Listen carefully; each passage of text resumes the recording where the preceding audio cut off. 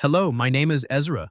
I'm 26 and I live in a small town just outside Lincoln, Nebraska. It's the kind of place where nothing much happens, where the streets are lined with old brick buildings that have been here since my grandfather's time, and where everybody knows everybody else's business, or at least thinks they do. I work for the city's sanitation department, driving the routes, picking up trash, dealing with overflowing bins and broken lids. It's not glamorous. My hands are always rough, my clothes smell like garbage, even after I wash them twice. And most days I come home to a one-bedroom apartment that smells like frozen dinners and cheap laundry detergent. I never minded it much. After high school, I tried community college for a semester, but it didn't stick. Books and lectures felt pointless when I could make decent money lifting bins and being outside. My mom passed when I was 19, dad left long before that, so it's just me. No siblings, no real friends or the guys on the crew who crack the same tired jokes every morning. Life's simple, wake up at 5, coffee from the gas station, work till 3, maybe grab a beer at the bar on Fridays if I'm not too tired. I wasn't looking for anything to change. Change usually meant something breaking. It was late October, the kind of dry, crisp cold that sneaks up on you.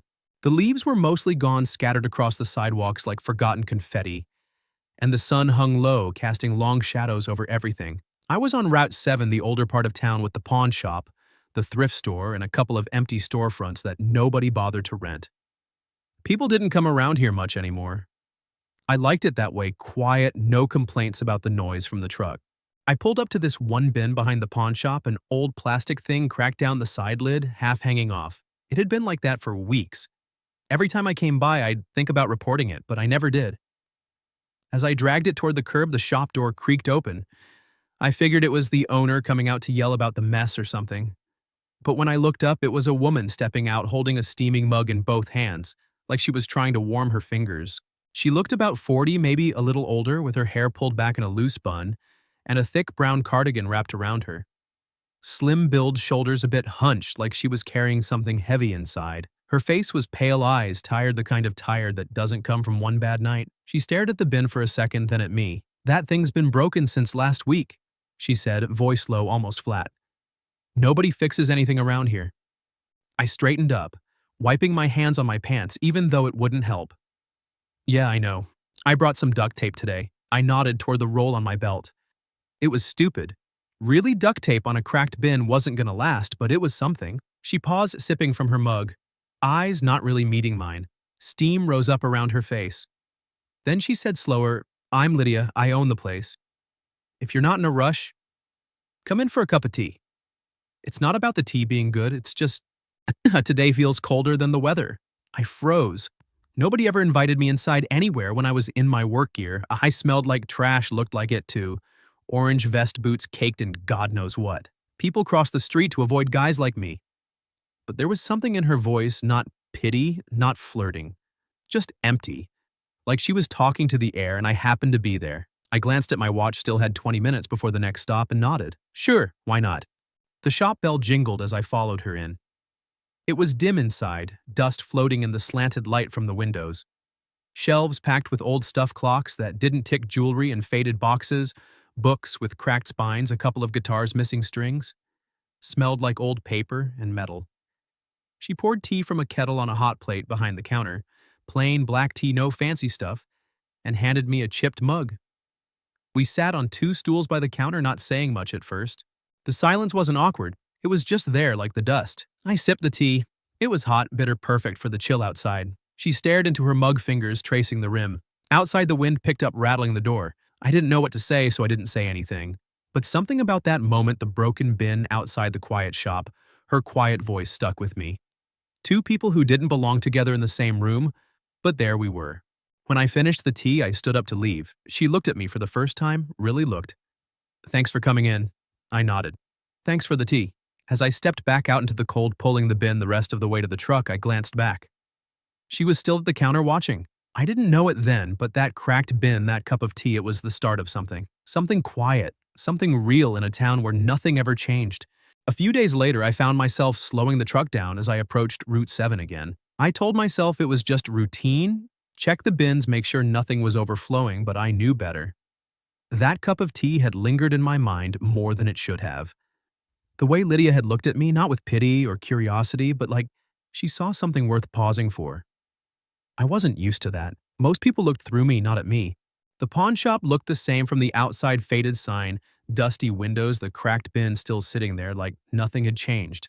I parked the truck, grabbed my clipboard as an excuse, and walked up to the door. It was mid-morning, the sun higher now, cutting through the chill. I hesitated for a second, then knocked lightly. The door opened almost right away. Lydia was there, wiping her hands on a cloth, wearing a simple gray sweater and jeans. Her hair was down this time, falling in loose waves around her shoulders. She didn't look surprised to see me. "Back for the bin?" she asked, a faint smile tugging at the corner of her mouth. "Yeah," I said, holding up the duct tape roll again. "Figured I'd finish what I started." She stepped aside. "Come in, it's colder out there today." I followed her in, the bell jingling behind me. The shop felt smaller in the daylight, but cozier somehow. Sunlight filtered through the grimy windows, catching on the dust motes floating in the air. Shelves lined with forgotten things, an old pendulum clock frozen at 7:47, a stack of cassette tapes with faded labels, books without covers, a small silver ring in a cracked glass case on the counter. She went behind the counter and started heating water on the hot plate. "Mint tea this time," she said without asking. "Better for the mornings." I nodded, leaned against the counter, not sure where to put my hands. "You don't have to keep making tea for me." "I know," she replied, pouring the hot water into 2 mugs. "But it's nice to have someone to make it for." She slid one mug toward me. Steam rose between us, carrying the sharp, clean scent of mint. We didn't talk much at first, just sipped and let the quiet settle. Then she started moving around the shop, straightening things that didn't need straightening, like she was filling the silence with small actions. "People only come here when they've run out of choices," she said eventually, picking up a small porcelain figurine, a dancer with one arm chipped off. "They leave pieces of their lives behind. Wedding rings from marriages that ended bad. Watches that stopped the day someone died. Kids' toys from houses they lost." I watched her set the figurine back down gently. My eyes drifted to the silver ring in the case. It was simple, a thin band with some etching on it, nothing flashy. "What about that one? You selling it?" She glanced over her expression, softening in a way that made something twist in my chest. "That's my mother's. She gave it to me before she passed. Said it was from her own mother. I don't need the money bad enough to sell memories." Her voice was steady, but there was a weight to it, like she'd carried that ring and everything it meant for a long time. I got it, more than I wanted to admit. I set my mug down. "My dad had this watch." I said the words coming out before I could stop them. "Old Timex, nothing special. He wore it every day. Promised he'd teach me to fish, take me on trips, all that stuff dads say. Then one summer he just left. Took the watch with him, I think. Or maybe he pawned it somewhere. Mom never said. She just worked double shifts until it killed her." I don't know why I told her that. I'd never said it out loud to anyone. But sitting there in that dusty shop with the smell of mint tea, it felt okay. Lydia didn't say sorry or try to fix it. She just listened, nodding slowly, her eyes on mine. "That's the thing about promises," she said after a pause. "They feel solid until they're not. Then you're left holding the empty space where they used to be." We talked more after that. Not about anything big, just stories. She told me about a guy who came in once, pawned his guitar because his band broke up, came back years later to buy it back with his wedding ring, money gone bad. I told her about the time I found a whole box of old love letters in someone's trash, tied with a ribbon addressed to someone who probably never got them. The conversation flowed easy, like we'd known each other longer than a couple of visits. No pressure, no expectations. Just 2 people sharing the weight of things they'd carried alone. When I finally stood to leave the route waiting, the truck idling outside, she walked me to the door. The sun was dipping lower, casting long shadows again. "If it rains," she said, hand on the doorframe, "you can come in. Don't want you catching cold out there." I smiled, the first real one in a while. "I'll remember that." As I walked back to the truck, taping the bin properly this time, I glanced back. She was still in the doorway watching. I started coming by more often after that. Not every day had to keep it looking like work, but enough. We'd sit with our tea talk less as the visits went on, but understand more. She had this way of listening that made me feel seen, not judged. And I think I did the same for her. Lydia didn't open up easy. I could tell she'd been hurt, the kind of hurt that makes you build walls out of silence. But she kept the door unlocked for me. And that was enough to keep me coming back. The rumors started small, the way they always do in a town like this. Whispers at the gas station sideways, glances from guys on the crew when I clocked in. "Hey, Ezra, you've been spending a lot of time at that old pawn shop, huh?" One of them said one morning, smirking over his coffee. "What's the deal?" "Scoring some free antiques from the widow." I laughed it off. Shrugged, said I was just checking bins, but it stuck. By the end of the week, it had spread. "That trash guy is always in Lydia's shop. Bet he's after something valuable. She's old enough to be his mom. What's he thinking?" People didn't say it to my face, not outright, but I heard it in the pauses, the chuckles. This town thrived on that kind of talk, filling the quiet with stories about everybody else. I didn't care much at first. I'd been the kid whose dad bailed, whose mom worked herself into the ground. Gossip was nothing new, but when it reached Lydia, things shifted. I could tell the next time I stopped by. She was behind the counter polishing a brass lamp that didn't need polishing, her movements sharper than usual. She poured the tea without looking up. "You hear what they're saying?" she asked, finally, voice quiet. I leaned on the counter, nodding. "Yeah, let them talk." She set the cloth down, finally meeting my eyes. Hers were guarded now, like she'd pulled a shade over them. "It's not just talk, Ezra. It's you. You're young, got your whole life. I don't want to be the reason people look at you different." I felt a twist in my gut. They already look at me different. I'm the guy who picks up their garbage, hasn't changed a thing to do with you. But she shook her head, turning away to straighten a shelf. We didn't talk much that day, and the tea went cold. It got worse. I'd drive by on my route, see curtains twitch in windows across the street, people pretending not to watch when I parked near the shop. One afternoon, I brought coffee instead of showing up empty-handed, 2 cups from the diner, black. For me, a little cream for her, like I'd learned she preferred. She took it, but her smile didn't reach her eyes. "Ezra," she said, "maybe you shouldn't come around so much." I paused, cup in hand. "You want me to stop?" She looked down. "I don't know what I want, but I know what this town does to people who don't fit their stories." I left that day feeling heavier than any load of trash I'd hauled. The visits thinned out after that. I'd still drive the route, tape the bin if it needed it, but I didn't knock. Days turned into a week. I missed the shop, the quiet, the tea, her, more than I thought I would. I'd catch myself thinking about her during shifts, pushing the truck down empty streets, wondering if she was okay, if she thought about me the same way. Then, one evening after a long day of rain that turned the streets to mud, I couldn't stay away. The sky was dark, early streetlights buzzing on as I pulled up.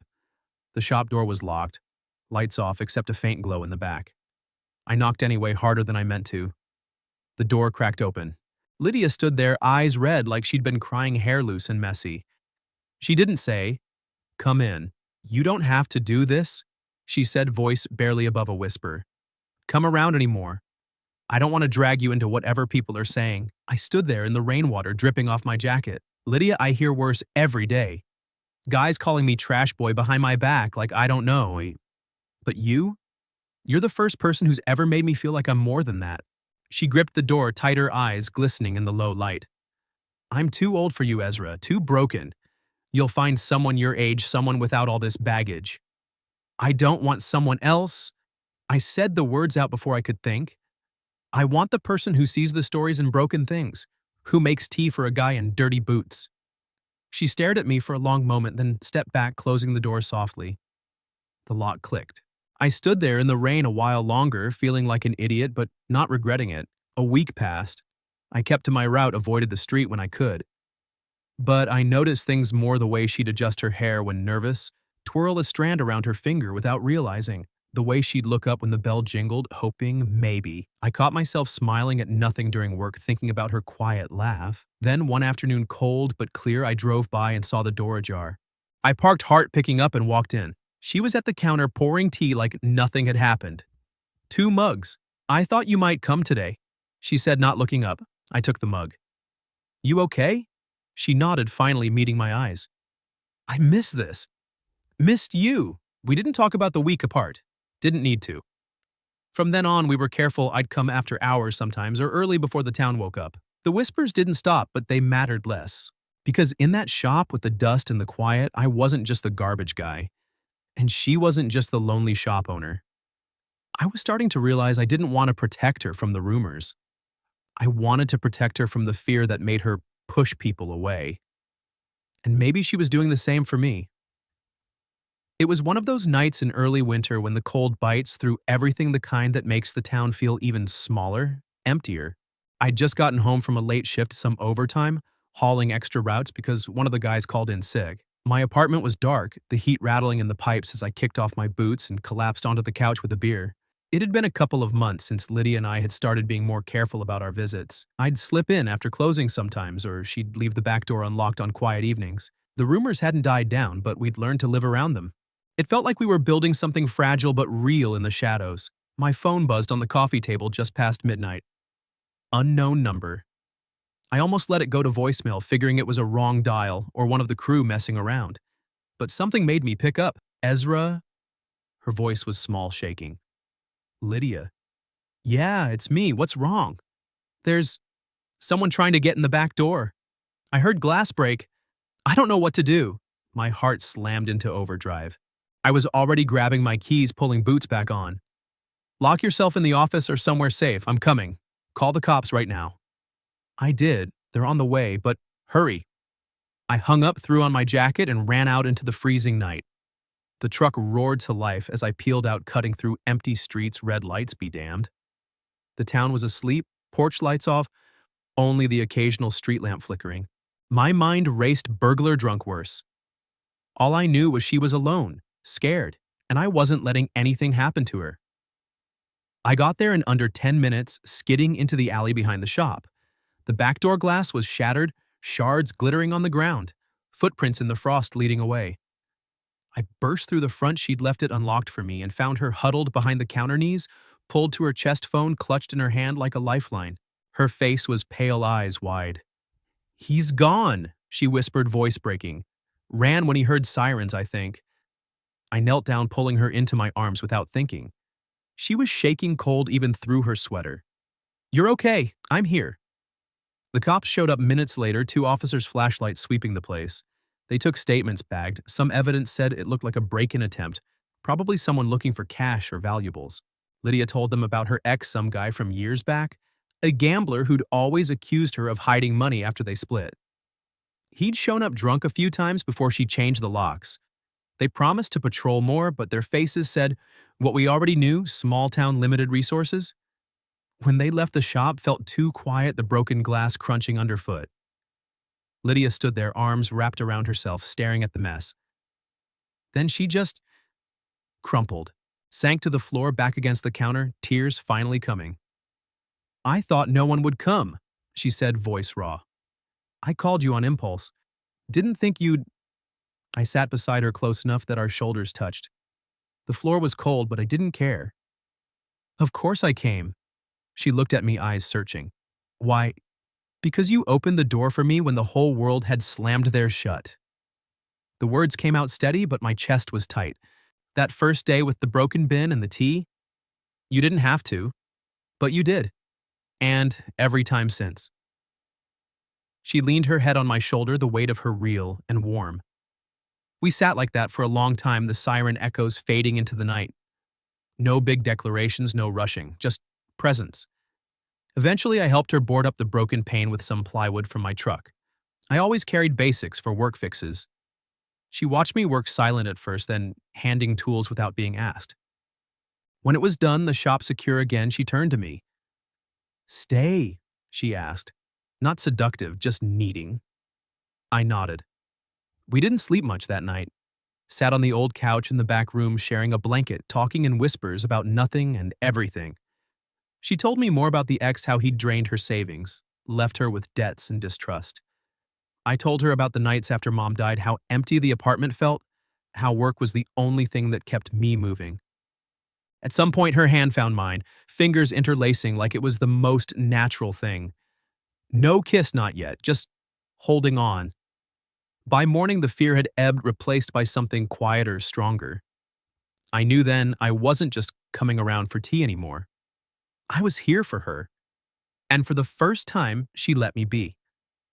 As I left for my shift, sun barely up, she stood in the doorway, blanket around her shoulders.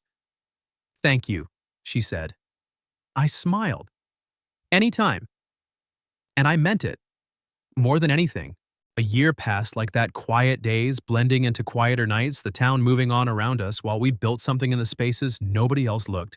I switched jobs after the winter thawed, moving to the recycling center on the edge of town. Better hours, cleaner work, less heavy lifting. Paid about the same, but it meant I wasn't coming home smelling like the dump every night. It felt like a step up, like I was finally fixing parts of my own life instead of just everyone else's trash. Lydia changed too. She renovated the shop slowly, one shelf at a time. Painted the walls a soft gray, fixed the flickering lights, even got a new sign out front, Revive. Under it, in her neat handwriting on the window, she wrote, "Every item here once had a heart." People started coming in, more, not a flood, but enough to keep the lights on. Tourists passing through, locals curious about the changes. She'd tell them stories about the pieces not to sell harder, but because she genuinely believed in second chances now. We never made it official. No dates in public, no holding hands down Main Street, no introductions as anything more than Ezra helps out around here sometimes. The rumors faded eventually, people found new things to talk about, but we didn't need to prove anything to them. Afternoons I'd finish my shift and head over, letting myself in the back if the front was busy. She'd have tea ready, or sometimes coffee if she'd had a long day. We'd sit in the back room talking about nothing big, a weird load at the center, a customer who bought back their old wedding album after 20 years, the way the snow melted funny that spring. It was enough. More than enough. One evening in late fall, the leaves turning again, the air crisp like that first day I stopped by after work with something in my pocket. The shop was quiet, just the hum of the old clock finally ticking again. Lydia was at the counter sorting a box of old keys, the kind people pawn when they're locking doors for the last time. I set a small box on the counter between us. Nothing fancy, just carved wood I'd sanded smooth myself during slow shifts. She looked at it then, at me, eyebrow raised. "What's this?" "Open it." Inside was a keychain, simple metal ring with a flat tag I'd engraved myself using tools from work. 2 letters, L-E, Lydia and Esra. She picked it up, turning it over in her fingers, tracing the grooves. Her eyes softened, that guarded look melting away like it did more and more these days. "It's not a ring," I said, voice a little rough. "I'm not great with grand stuff, but it's for your keys, or mine, whatever." She didn't say anything for a long moment. Then quietly, "You don't have to promise you'll stay forever, Ezra. Just when you leave, come back." I reached across the counter, covering her hand with mine. "And every time I come back, all I need is to see the light in the shop on." She nodded, slipping the keychain onto her bundle, the metal clinking softly against the others. No tears, no big speech. Just that. We kept going like that. No wedding plans, no moving in together, though some nights I stayed and mornings came easier with her beside me. The town probably still whispered sometimes, but it didn't touch us anymore. We'd both been left behind before by people who promised the world and took it with them. Now we had something sturdier. Not fireworks or fairy tales, just a door that stayed open, a light that stayed on. And for 2 people who'd spent years picking up pieces, that was everything.